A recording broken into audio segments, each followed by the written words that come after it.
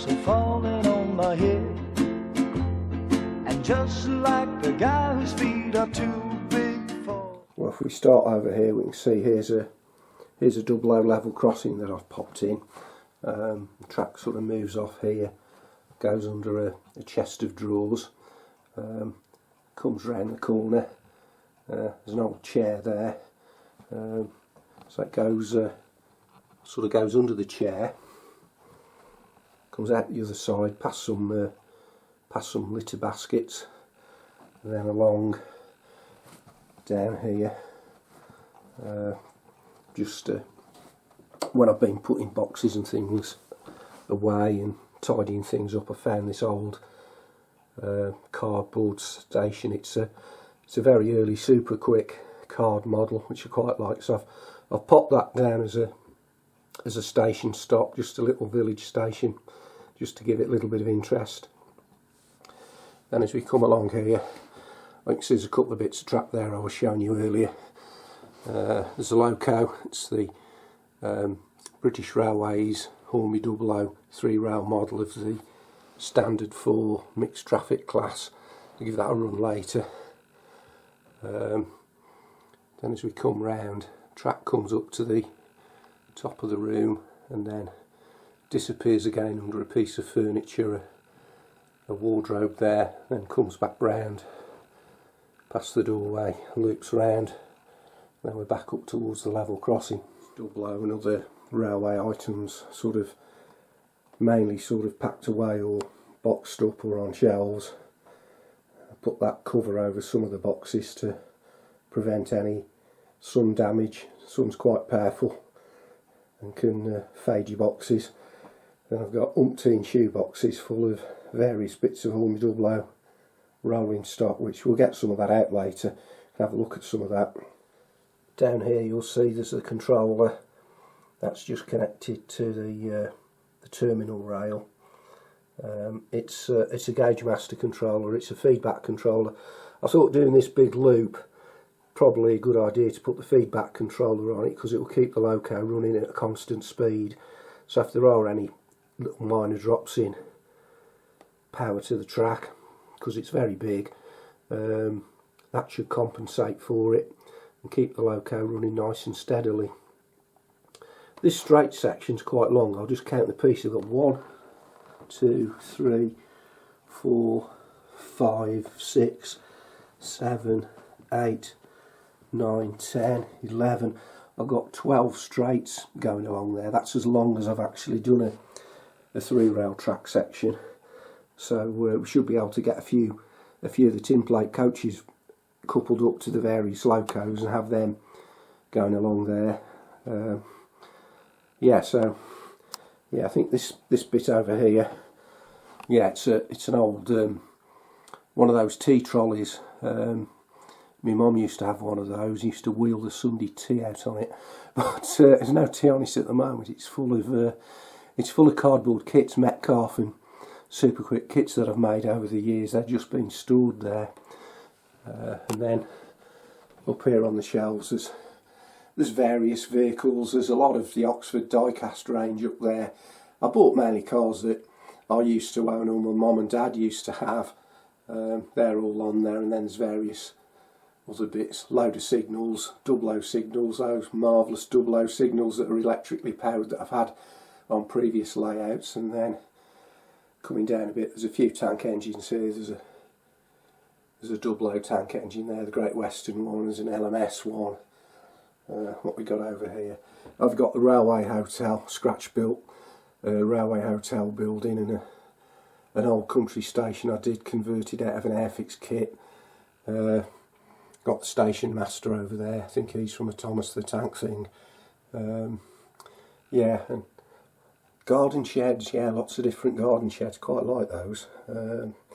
This table over here, which is covered by this this sheet, is mainly the 3-rail engines boxed up. What we got? Let's have a look. Oh, we got a Castle tank engine, various other ones. I'll get those out later. Then you can see them. You can see them all trundling round or whizzing round. load of Wren stuff. That won't run on the 3-rail, it's all 2-rail. Yeah, and then a load of 2-rail boxes as well at the end here. I've got the Dublo station as well.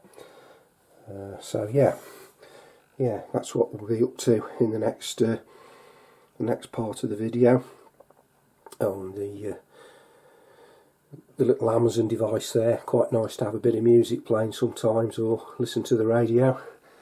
And then, like I said earlier, we've got all these shoe boxes, and they're full of all sorts of exciting Hornby Dublo items. And round here, what we got under here, yeah, it's just a few more boxes and baskets with a few books and things in. Oh, this is quite useful. I don't know whether I'll have time to fix one of these up. This is the little ammeter that can tell you how well your motor and your loco's running. But I've had those connected up before when I've had layouts. That's why it's got all this brick paper on it to blend it in.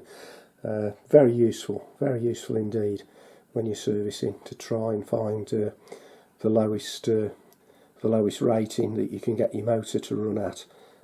Loads of videos on YouTube on this, but yeah, they're a good little device.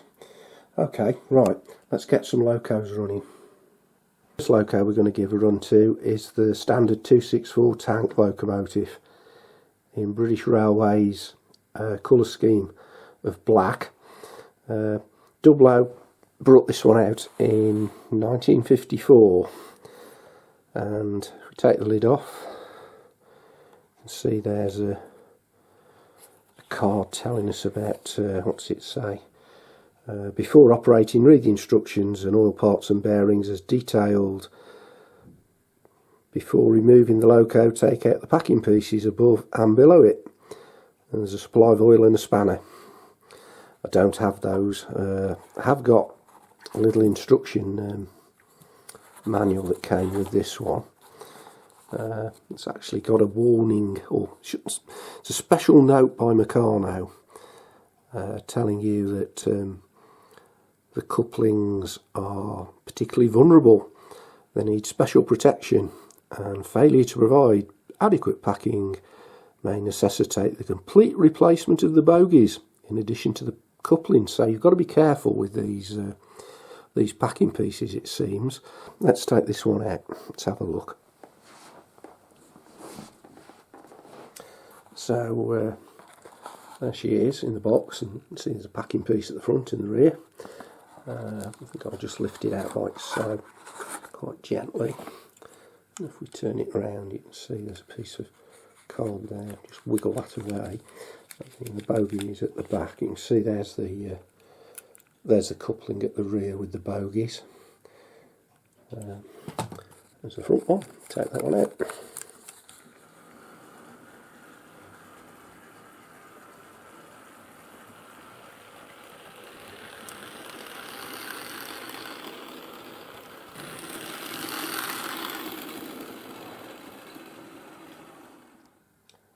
I found the storage box with the coaches in that I want to run with the tank engine.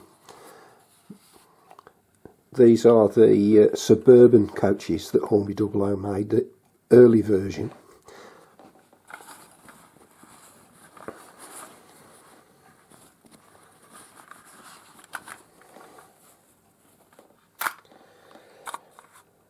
As you can see, this is all tin plate, so the windows are actually silvered. The colours are actually printed onto the tin plate that the coach is made from, and as you can see, as I'm moving this up and down, you can see the light reflecting off the windows, which is something that a lot of people enjoy looking at, and so do I. So we're going to run a rake of these behind the engine, and I suppose the only thing I would say is that the 3-rail train sets did include a set with the tank engine that I'm running, and three of these lovely coaches. So we'll get 3 of these behind the engine and have a look at it running around the carpet layout. So the first coach I'm going to pop down is the brake. So that's the one you see there. Then we're going to have an ordinary coach. It's coupled up nicely. That's the one you can see there. And finally another brake coach. And that's all coupled up now. Okay, so let's get the engine moving and get that coupled up to the coaches, and then we've got a train, 3-coach suburban train. So we take the engine forward slightly and then bring it back to couple up.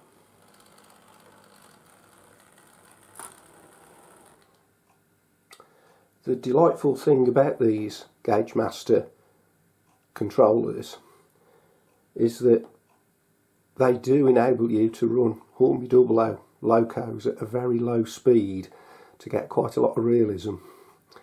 So we'll crawl off, but bearing in mind these engines were incredibly powerful, they'll certainly pull a much larger string of coaches than these, and we might add some on later, we'll see. But to begin with, let's just get this suburban train running round the loop.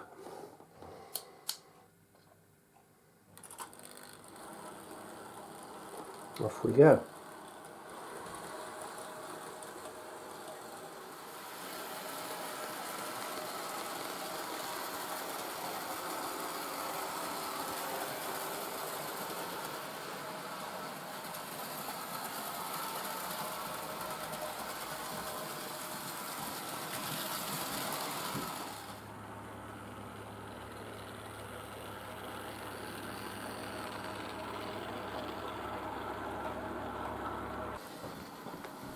The one thing Hornby Dublo did do with the suburban coaches was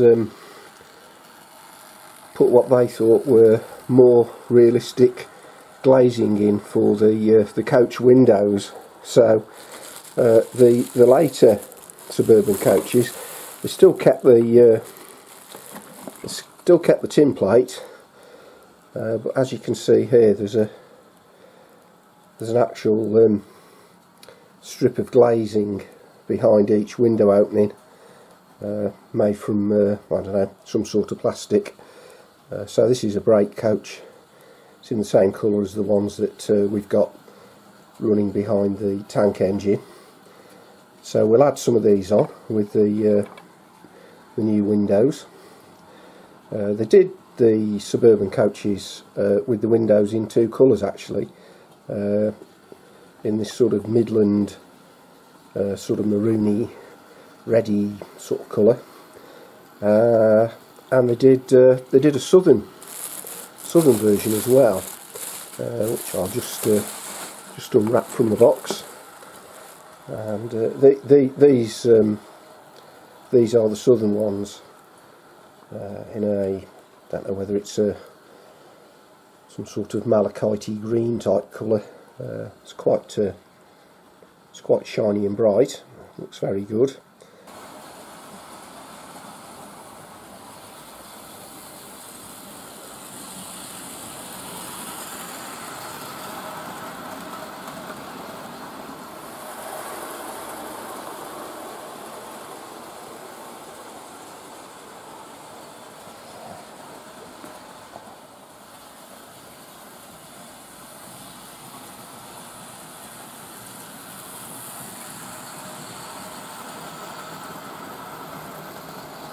This engine will go faster, so I've turned it up to 70 on the Gagemaster controller.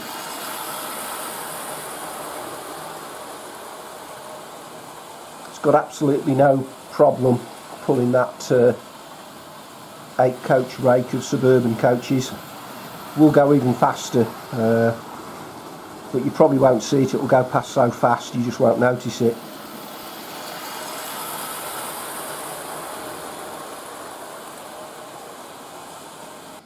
I'm going to slow it right down to a crawl now so you can see it go through the station.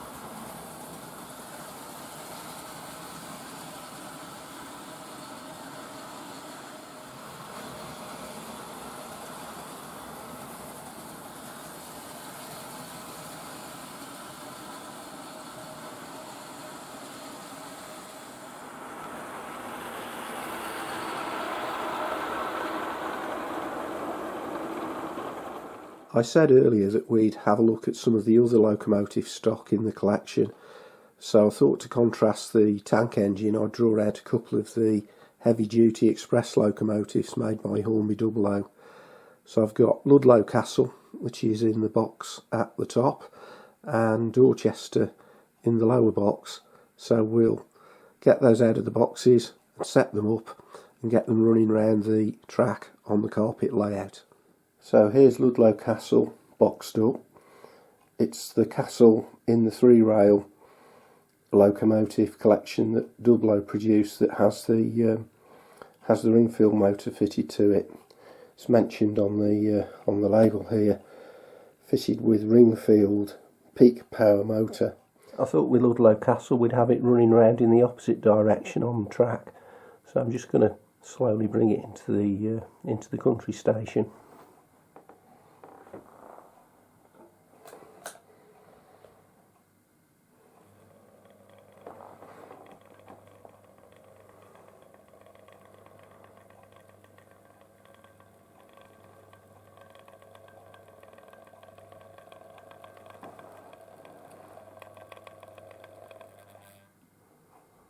The first 3 coaches being drawn by the Ludlow Castle are the Hornby Dublo tin plate ones.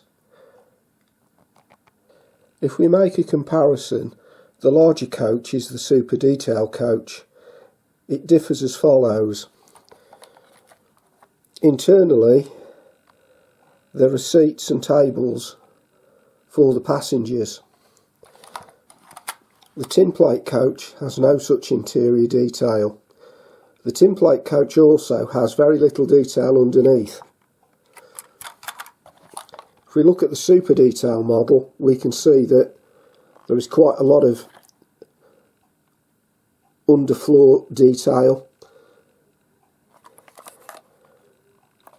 The roof on the super detail coach has also got lots of vents and other features. It's made from plastic, it's moulded. The tin plate roof, as you can see, is fairly plain. So there you have it, 2 different coaches.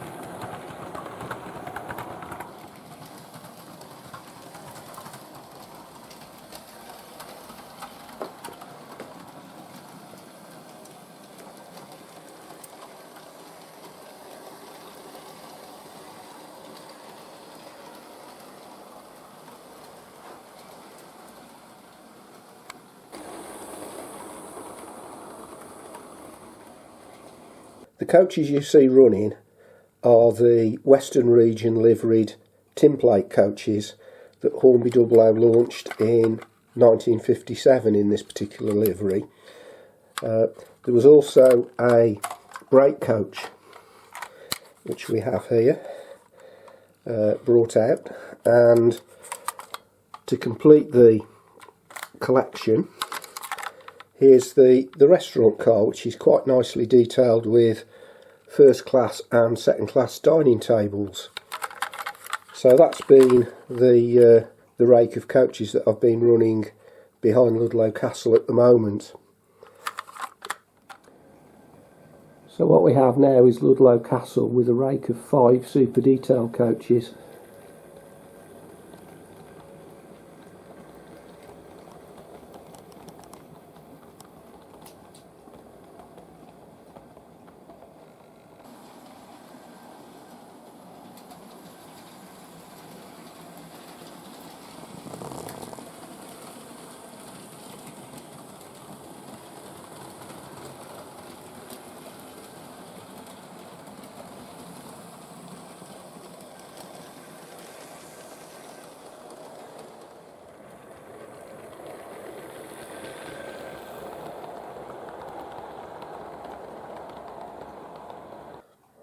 The final loco we're going to run today is the West Country class Dorchester.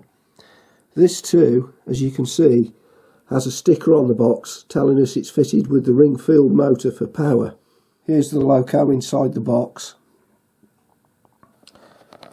This one did actually come with a small tube of lubricating oil, which you can see here. I'm not sure if this is the original one, but this was in the packaging when I got the loco. If we look at the cover of the Hornby Dublo electric trains catalogue, we'll see that the illustration is of a West Country class locomotive. This is the one that Dublo made as their 2-rail locomotive. It's called Barnstaple, and it was included in a train set with 3 of this type of coach, Pullman coach. So what better to do than to run our own Dorchester, which is the same class of locomotive, with 3 of the Pullman coaches that would have been sold in that train set.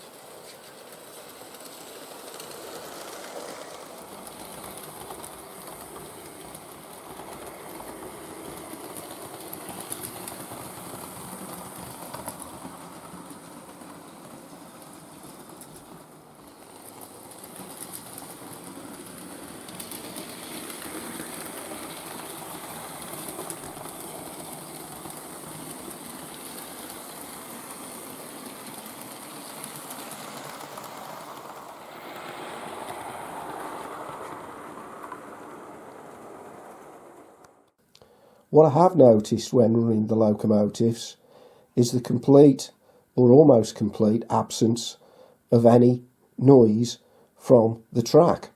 If I put my track down on what I normally do, a baseboard, then the actual noise from Dublo 3 rail is absolutely amazing. It's as near as you can get to the real railway. The track I've laid is temporary. I wouldn't personally recommend having a permanent layout on a carpet.